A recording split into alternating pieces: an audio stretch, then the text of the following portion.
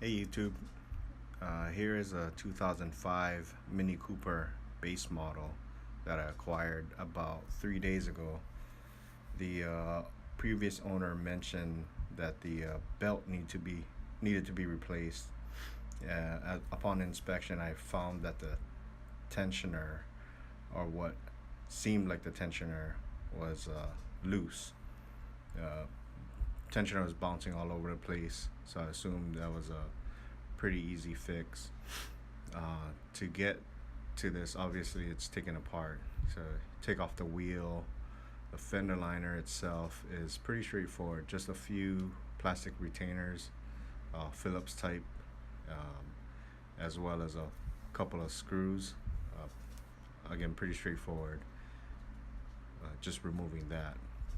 Here we have the crank pulley or harmonic balancer, which also I found later to be making a lot of noise. Been seeing a lot of metal shavings. There's the tensioner. As you can see, the belt is out. And looking online, trying to do research on this vehicle, everything points to a special tool that you need to release the tensioner to get the belt off, which is false. All you need is a 3/8 ratchet and a pipe for leverage. So just a basic 3/8 ratchet will get this job done. I'll show you guys in a little bit what it looks like, or where you would use the ratchet.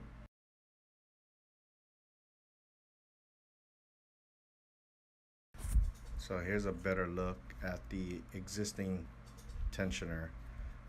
As you can see, the tensioner itself seemed fine. It was spinning. The bearings seemed like it was okay.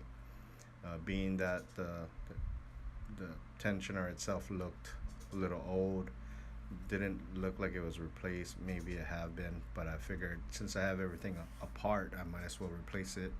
I already had the new part, which was special ordered, and the tensioner itself runs about $170 at our local parts store. I got it a little cheaper than that.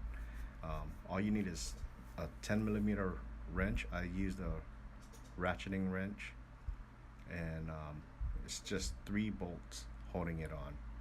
These are that's the metal shavings that I was talking about, and apparently it's coming from this crank pulley. So the crank pulley just broke off loose, and I guess as the belt was spinning, it was shutting down the alternator, the AC, the battery, and it was just intermittent. As you can see, it's grinding on the engine itself. So again, the previous owner told me it was just a belt. I suspected a little more to that. I never expected a crank pulley though. But unfortunately, no one has this part at our local store, so I had to order it. At our dealership, it runs for about $500 for this crank pulley. I found it on eBay for $107 and free shipping. So all you need is a 15 millimeter bolt, and I've seen videos with a universal pulley, but those were for the S models, which is a little different from this. I found that the 3-jaw puller was much easier to use. As a matter of fact, I had a really hard time using a universal pulley, so the 3-jaw was a lot easier to use. While I'm waiting for the part, I'm going to go ahead and replace the infamous strut mounts, which breaks on all of these vehicles. You can see it's cracked. There's no mushroom effect on this strut towers, which is great.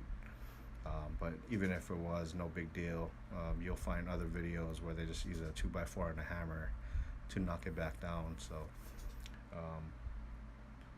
it's just again, this one 3 bolts, but I'll continue a video on that later. So here are the 2 tensioners, the old and new. The old one seemed like it was working fine. The bearing seemed okay. Just a fact of the matter of the age. It looked old, looked really used. I don't know if it was even replaced. I didn't want to take the chance and have that fail and redo everything again. So as you can see, it's spinning with very slight play. I don't even think that was an issue, but I'm gonna go ahead and replace it anyways. So as you can see, the 3 bolts, the holes on it, those are the only 3 bolts that you need to remove to get this tensioner on and off. Pretty simple. All you need is a 10 millimeter ratchet or wrench. I used a ratcheting wrench, and the holes for the ratchet to release the tension.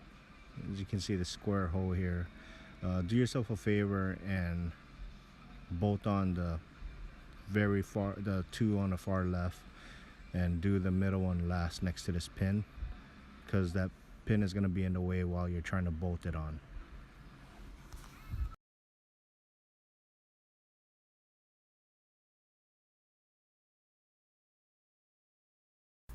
So here we have the new tensioner installed. It comes with a pin, pre-tension, so it's easier to bolt on. This is a 3/8 ratchet that I'm talking about. You put it in a square hole, push up, and that's pretty much it. It releases the tension.